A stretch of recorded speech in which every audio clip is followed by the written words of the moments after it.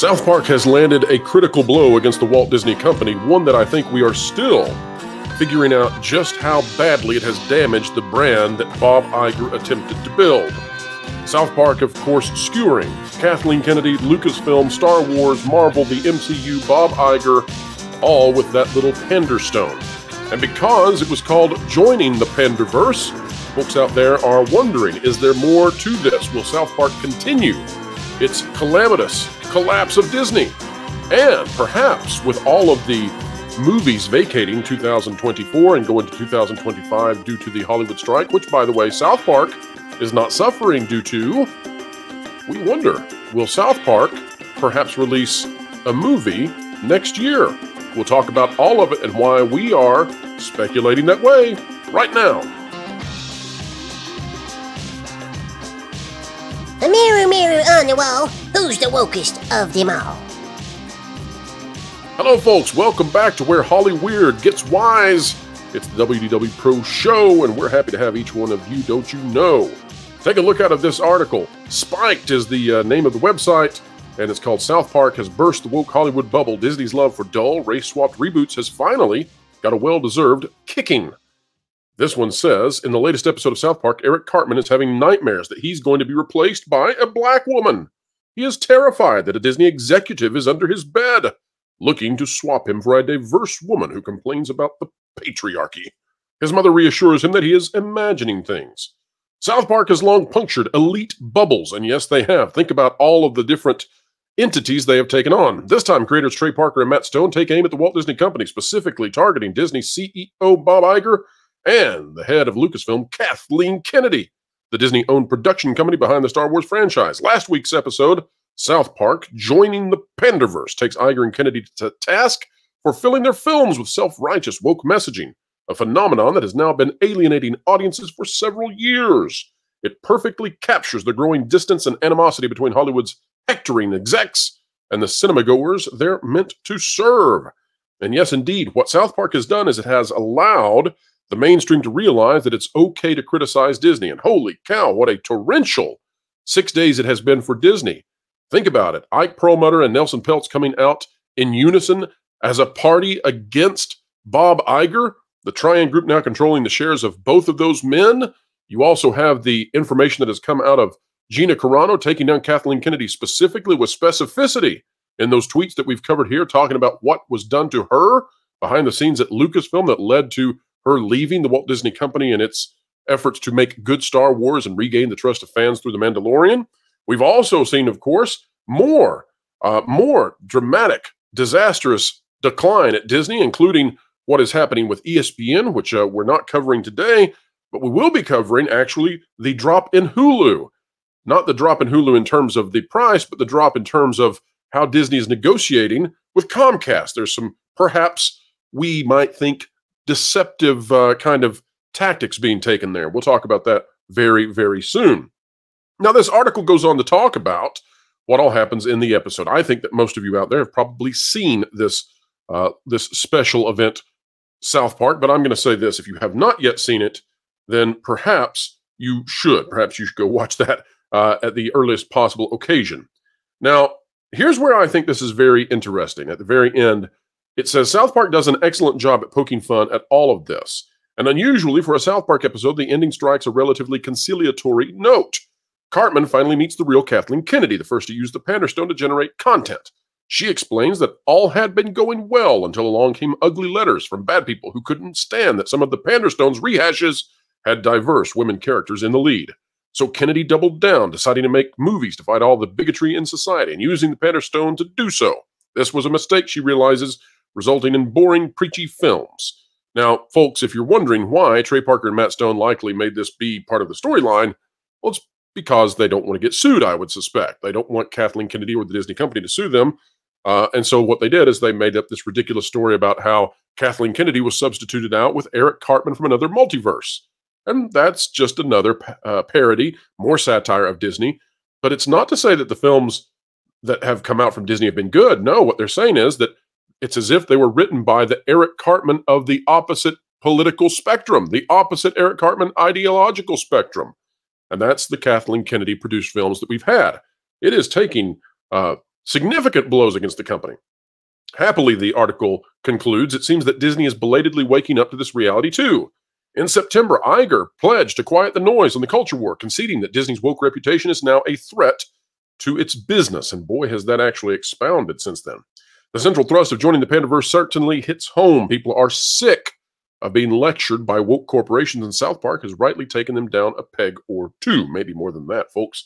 And we've been following all of this, of course. We've been reading the articles, finding out what the articles have to say.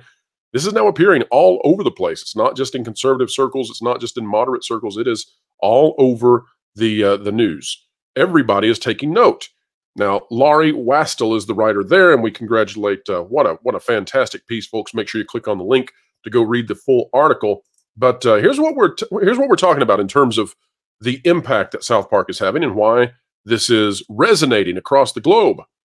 This is out of Samba TV, and you may look at this and say, "Well, now what does this have to do with South Park at all?" We'll connect it. That's what we do here on the channel, by the way. We connect the dots. The dots which would go unconnected if not for us and for you, the electricity that drives the channel. Samba TV says Five Nights at Freddy's took the box office by storm this weekend. But 449,000 U.S. households opted to watch it at home. Which did you go for? Now, what this is that Five Nights at Freddy's, of course, is a PG-13 children's horror film that spoofs the old Showbiz Pizza and Chuck E. Cheese and all of that. And it pulled in basically 500,000 U.S. households just for streaming, even despite the fact that it did phenomenally well at the box office. How well did it do at the box office? Well, it did well enough that it likely will outpace the Marvels if you compare domestic opening weekend to domestic opening weekend. But why does this matter? What does it have to do with South Park? Well, look at those streaming numbers, 500,000 again. Now, that's not incredible, right? That's less than Ahsoka, and that means it's bad. But it's not bad when you consider that it had a phenomenal box office. So you had folks doing both of these. These go into the combined category. Now, why does that matter? Well, it matters because South Park, and we've been watching this very closely. We've been tracking the internet search engine results. Statistically, South Park, even during Five Nights at Freddy's launch, South Park was doubling the internet queries across North America compared to Five Nights at Freddy's. I keep wanting to say Samba TV. I must like you guys now.